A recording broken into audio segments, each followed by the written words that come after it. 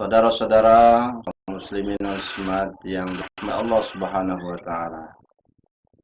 Di akhir Ramadan ini kita sudah mau menjelang akhir ketika kita ada di 10 akhir Ramadan ini, maka hendaklah kita berburu apa yang difirmankan oleh Allah Subhanahu wa taala di dalam Al-Qur'an, bahwa Allah Subhanahu wa taala menjadikan salah satu di malam 10 terakhir ini sebagai malam Al-Qadar, malam ketentuan di mana Allah akan melipat gandakan pahala kita, memanjangkan usia kita.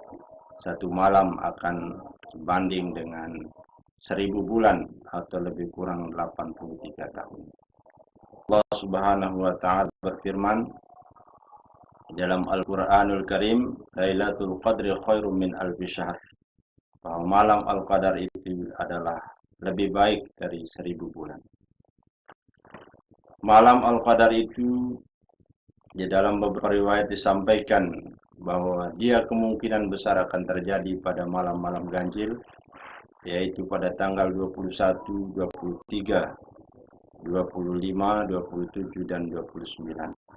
Oleh karenanya di malam itu kita harus betul-betul bersungguh-sungguh di dalam memperbanyak ibadah kita kepada Allah Subhanahu wa taala, terutama melakukan ibadah sunnah. Namun demikian, Allah Subhanahu wa taala telah memberikan ketentuan. Innallaha thayyibun la yuqbalu illa thayyibah. Allah itu maha suci, tidak akan menerima hambanya kecuali ketika dia datang dalam keadaan suci. Di dalam Islam, ukuran kesucian itu adalah ketika manusia hubungannya baik kepada Allah dan juga baik dengan sesama manusia. Dalam Al-Quran Allah berfirman, Duribat 'alaihimuz zillatu aynama tuqifu illa bihablim minallah wa hablim minan nas. Sungguh mereka akan ditimpa oleh kehinaan di mana saja mereka berada, kecuali dengan memelihara hubungannya kepada Allah dan hubungannya dengan sesama manusia. Oleh karenanya, alhamdulillah bahwa hubungan kita kepada Allah dalam bulan suci Ramadan ini tidak ada yang menyaksikannya. Dengan puasa kita, dengan sholat malam kita, dengan tadarusan Al-Quran. Tetapi ada satu hal yang perlu kita ingat, apalagi kita baru selesai dari pesta demokrasi, maka tentu ada perbedaan pilihan, ada perbedaan pendapat, ada perselisihan.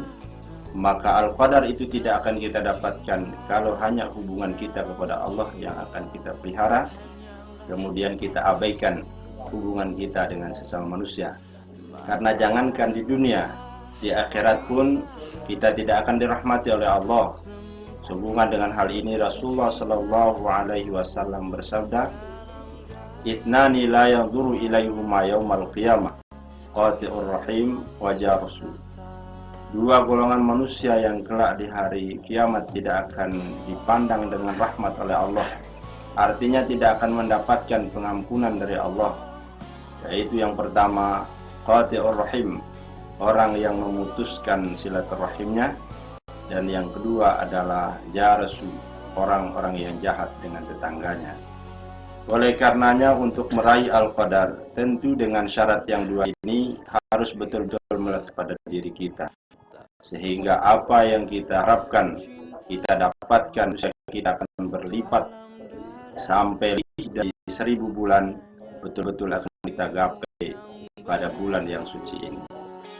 Oleh karenanya saudara-saudara kaum muslimin wal muslimat yang dirahmati oleh Allah Subhanahu wa taala, tentunya hubungan kita dengan Allah itu harus dia berlandaskan kepada 4 hal. Yang pertama, kita harus memiliki kesucian hati. Yang kedua, kita harus memiliki kesucian anggota badan. Yang ketiga adalah kesucian pakaian berupa harta benda kita dan semua apa yang kita miliki. Yang keempat, lingkungan kita harus bersih dari kemaksiatan. Maka di sanalah kita harus melakukan amar ma'ruf nahi munkar.